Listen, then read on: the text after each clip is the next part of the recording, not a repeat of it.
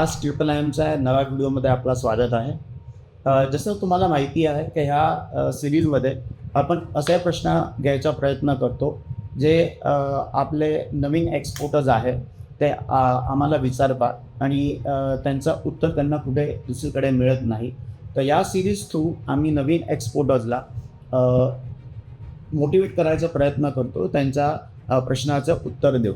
तर आजचा जो प्रश्न आहे त्याच्यामध्ये आहे, एक प्रश्न आला आहे का under EPCG scheme that is export promotion of capital goods, याच्यामध्ये आपण मिनिमम किती इनवॉइसचं इम्पोर्ट करू शकतो आणि मिनिमम किती इनवॉइसचं आपण एक्सपोर्ट करू शकतो.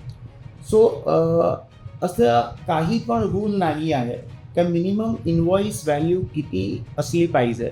पण एक महत्त्वाची वस्तू आपल्याला समजायची आहे का EPCG म्हणजे काय, export promotion of capital goods आहे काय. So under this scheme government of India आपल्याला अलाउ करते टू इम्पोर्ट कॅपिटल गुड्स म्हणजे काय मशिनरी, ज्याच्यामधनं आपण प्रोडक्ट इम्पोर्ट करून म्हणजे मशिनरी इम्पोर्ट करून त्याच्यामधनं माल बनवून प्रोडक्ट्स मॅन्युफॅक्चर करून त्या प्रोडक्ट्सला आपण एक्सपोर्ट करतो. पण जेव्हा आपण मशिनरी इम्पोर्ट करतो तो ऑब्व्हियसली गव्हर्नमेंट त्याच्यावरती इम्पोर्ट ड्युटी लावतं आहे आणि त्याच्यामुळे आपल्यासाठी प्रोडक्ट जे मॅन्युफॅक्चर्ड प्रोडक्ट आहे ते आपला कॉस्टमध्ये ॲड होऊन जातं. सो फॉर एक्सपोर्टर्स गव्हर्नमेंटनी एक नवीन स्कीम चालू केली आहे. ऑफकोर्स ती पुष्कळ वर्षापासून आहे. या स्कीममध्ये असं आहे का अंडर दिस स्कीम आपण कॅपिटल गुड्स म्हणजे का मशिनरीचा इम्पोर्ट फ्री करू शकतो. त्याचा मतलब असा आहे का आपण त्याच्यामध्ये इम्पोर्ट ड्युटी भरण्याची आवश्यकता नाही आहे. बट आपण जे पण इम्पोर्ट ड्युटी सेव्ह केली आहे, जी पण इम्पोर्ट ड्युटी आपण बचवली आहे त्याच्या 6 पट इम्पोर्ट ड्युटीच्या 6 पट एक्सपोर्ट आपल्याला करायचं आहे. म्हणजे विथ एक्झाम्पल अगर मी आपल्याला समजावू का सपोज आपण 1 करोड रुपयाची मशिनरी इम्पोर्ट केली आहे आणि त्याची import duty for example 20 lakh रुपये आहे आणि अंडर EPCG स्कीम जर आपण हे इम्पोर्ट ड्युटी भरत नाही तर आपल्याला 1 करोड 20 लाख रुपये म्हणजे काय 20 lakhs into 6 म्हणजे 1 करोड 20 लाख रुपयाचा export within next 6 years. Within next 6 years म्हणजे काय नेक्स्ट 6 वर्षामध्ये आपल्याला हे एक्सपोर्ट पूर्ण करून दाखवायला जी आवश्यकता असते.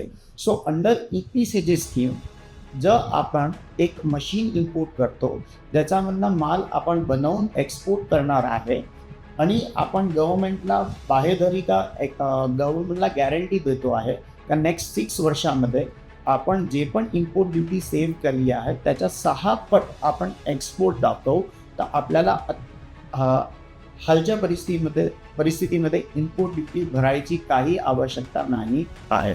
So under this scheme according to government आपल्याला काही पण मिनिमम इनवॉइस व्हॅल्यू नाही आहे आणि काही पण मॅक्सिमम इनवॉइस व्हॅल्यू नाही आहे.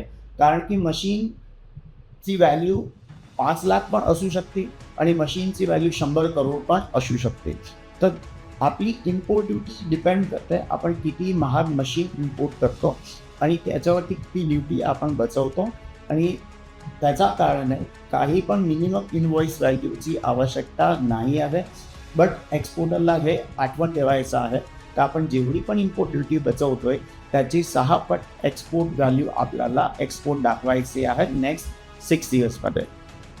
सो फ्रेंड्स, आय होप EPCGच्या ह्या प्रश्नाचा उत्तर आपल्याला मिळाला असेल आणि आपल्याला जर हे आवडलं असेल तर तुम्ही या चॅनलला सबस्क्राईब करू शकता आणि या व्हिडिओला लाईक करू शकता आणि असेच इम्पॉर्टंट क्वेश्चन्सचे उत्तर जाण्यासाठी आपण ही सिरीजला फॉलो करू शकता.